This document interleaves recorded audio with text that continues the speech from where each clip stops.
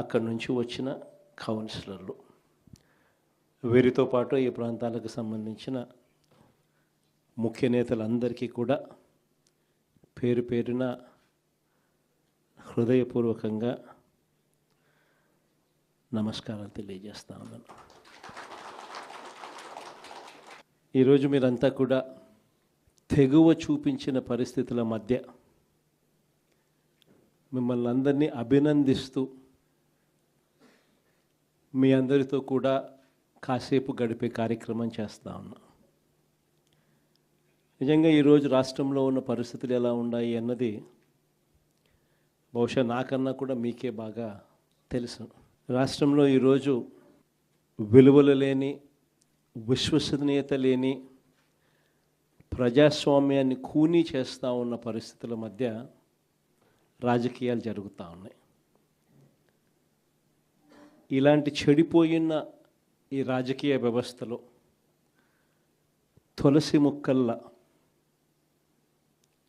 ఎంపీటీసీలమైన, జెడ్పీటీసీలమైన, కౌన్సిలర్లమైన అయ్యా చంద్రబాబు మమ్మల్ని చూసి నేర్చుకో రాజకీయాలు ఎలా చేయాలి అని చెప్పి తెగువ చూపించి రాజకీయాలకు అర్థం చెప్పి గట్టిగా నిలబడిన మీ అందరికీ కూడా మీ జగన్ హ్యాట్స్ ఆఫ్ చెప్తూ సెల్యూట్ చేస్తా ఉన్నాం. కారణం ఏమిటంటే రాజకీయాలలో ఉన్నప్పుడు విలువలు ఉండాలి. రాజకీయాల్లో ఉన్నప్పుడు విశ్వసనీయత అన్న పదానికి అర్థం తెలిసి ఉండాలి. ఈ రెండింటికి కూడా అర్థం తెలియని వ్యక్తి ఎవరైనా ఈ రాష్ట్రంలో ఉన్నారు అని అంటే అన్ఫార్చునేట్గా అది ఈ రాష్ట్ర ముఖ్యమంత్రి అని చెప్పడానికి నిజంగా ఈ రాష్ట్ర పౌరుడిగా నేను తలదించుకోవాల్సిన పరిస్థితి. అంతగా దిగజార్చినడు ఈ పెద్ద మనిషి రాజకీయాలను. ఈరోజు రాజకీయాలలో ఇటువంటి దారుణమైన పరిస్థితులు కూడా చూడాల్సి వస్తుందని నేను ఎప్పుడు అనుకోలే. ఎందుకు ఈ మాట చెప్తా ఉన్నాను అని అంటే, ఒకసారి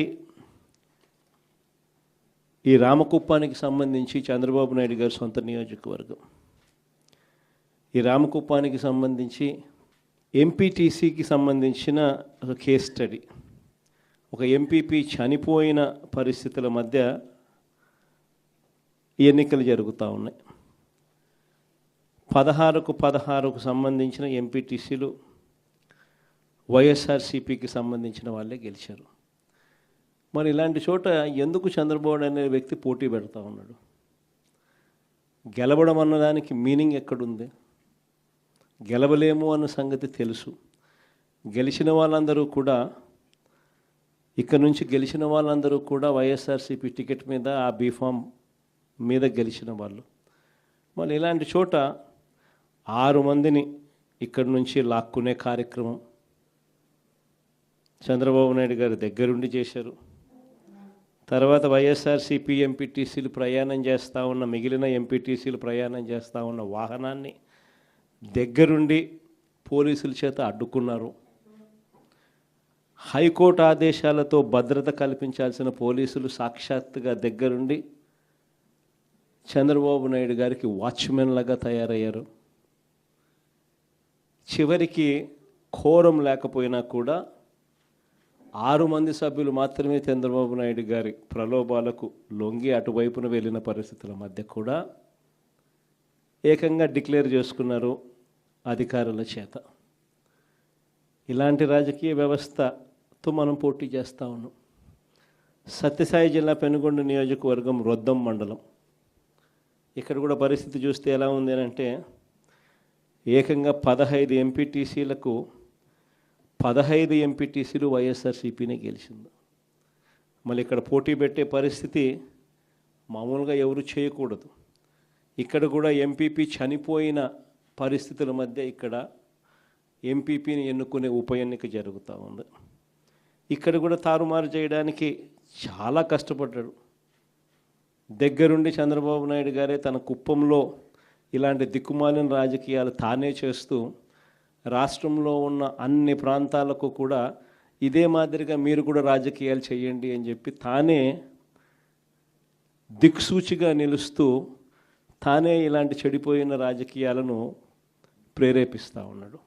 సత్యసాయి జిల్లా మడకశిర మున్సిపాలిటీ 20 మంది ఇక్కడి నుంచి కౌన్సిలర్లు, వైఎస్ఆర్సీపీకి సంబంధించి 15 మంది గెలిచారు. చంద్రబాబు నాయుడు గారికి సంబంధించి 5 మంది మాత్రమే గెలిచారు. పాపం ఎస్సీ కాన్స్టిట్యున్సీ లక్కప్ప లాంటి పాపం ఒక చిన్న కార్యకర్త అక్కడి నుంచి మన పార్టీ తరఫున ఎమ్మెల్యేగా నేను ఎస్సీ కాన్స్టిట్యున్సీ ఇలాంటి చోట కూడా ప్రలోభాలు పెట్టి ఆ కౌన్సిలర్లను లాగాలి అని చెప్పి విశ్వ ప్రయత్నం చేస్తూ ఉన్నాడు అని అంటే రాష్ట్ర చరిత్రలో ఎవడు ఉండడు ముఖ్యమంత్రి స్థానంలో. అయినా కూడా ఆ 15 మందిలో కూడా చాలామంది గట్టిగా నిలబడిన పరిస్థితులు, కొంతమందిని మాత్రం ప్రలోభాలకు అటువైపున వెళ్ళిన పరిస్థితుల మధ్య చూస్తూ ఉన్నాం.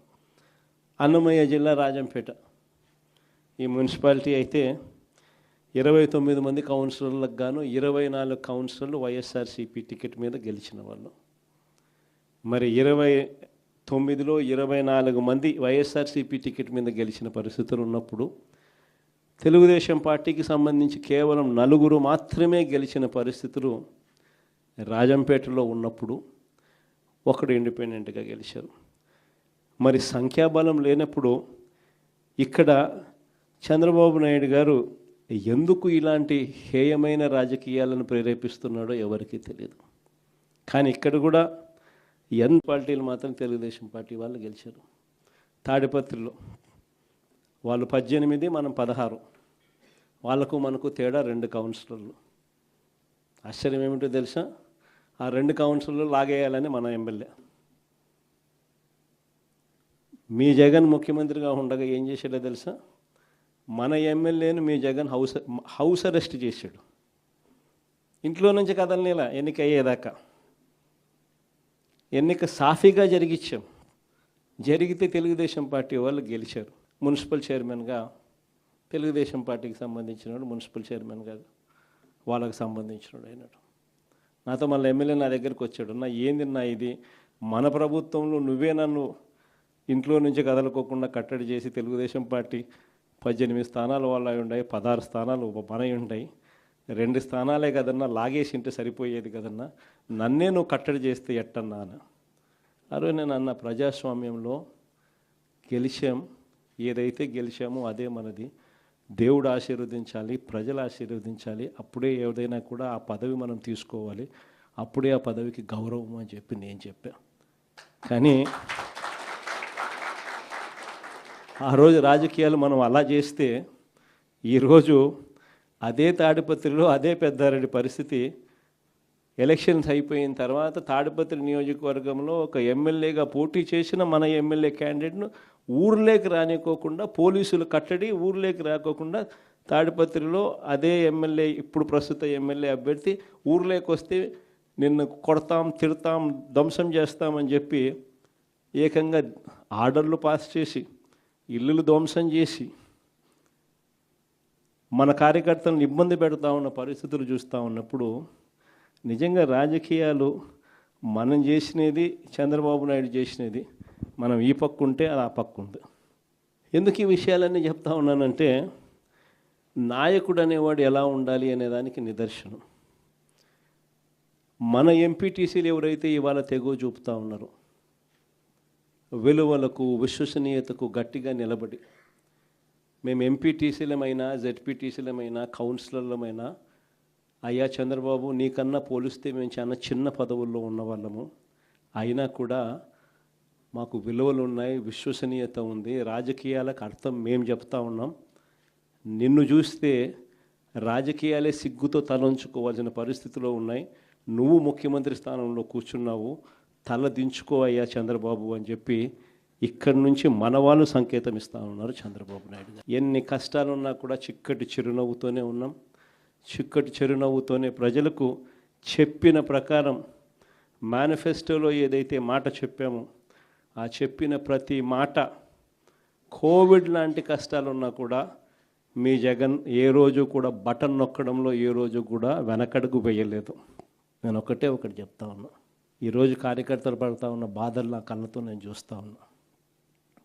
కేవలం వైఎస్ఆర్ కాంగ్రెస్ పార్టీని ప్రేమించినందుకు, కేవలం జగన్ను సొంత కుటుంబ సభ్యుడిగా ఆప్యాయంగా ఆదరించినందుకు ఈరోజు వైఎస్ఆర్సీపీ కార్యకర్తలకు ఏదైతే ఇబ్బందులు పడతా ఉన్నారో ఆ బాధలు ఆ కష్టాలు స్వయంగా నేను చూశా కాబట్టి ఈరోజు చెప్తా ఉన్నా.